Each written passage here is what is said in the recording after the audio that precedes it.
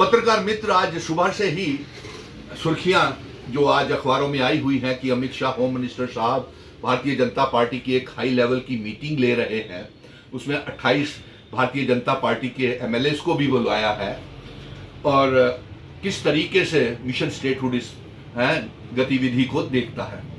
तो मैं आपको ये बता दूं कि ये 28 मेंबर जो हैं असेंबली के, ये कभी भी रियासत के दर्जे की मांग नहीं करेंगे, क्योंकि इन्हें मालूम है कि अगर रियासत का दर्जा वापस आ गया तो यहां पे फिर से चुनाव करवाने पड़ेंगे।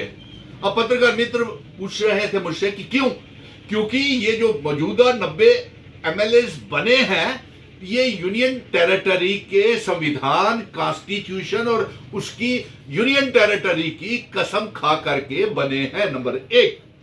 और अगर रियासत आती है तो रियासत के लिए फिर से चुनाव करवाने चाहेंगे, होंगे, जो संविधान कहता है। और ये इसमें से 28 एमएलए फिर जीते हैं या ना जीते हैं, 90 एमएलए में कौन कौन जीत करके आएगा या ना आएगा, क्राइसिस तो ये बन गया है कि अब तो शायद 90 एमएलए भी नहीं चाहेंगे कि रियासत वापस आ जाए, क्योंकि फिर से चुनाव करवाने पड़ेंगे। और फिर से अगर चुनाव करवाने पड़े रियासत के दर्जे के तहत, तो कौन जीतेगा कौन हारेगा। इसलिए ये जो एजिटेशन है, जो मिशन स्टेटहुड पूरे जोर शोर से लड़ रहा है, पूरा मुकाबला कर रहा है, क्योंकि ये डोगरा एमएलए जो है ये तो नहीं मांग करेंगे। मुझे नहीं लगता कि ये जो डोगरा मेंबर पार्लियामेंट खुद को कहते हैं दोस्त, और 28 एमएलए है, ये कभी मांग नहीं करेंगे।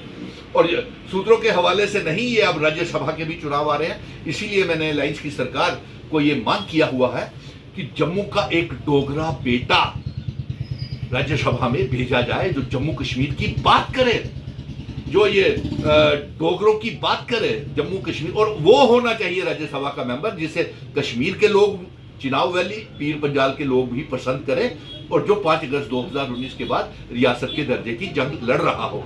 और इसलिए मुझे नहीं लगता कि ये 28 एमएलए जिनको अमित शाह जी जो मीटिंग ले रहे हैं, ये कभी रियासत के दर्जे की बात नहीं करेंगे।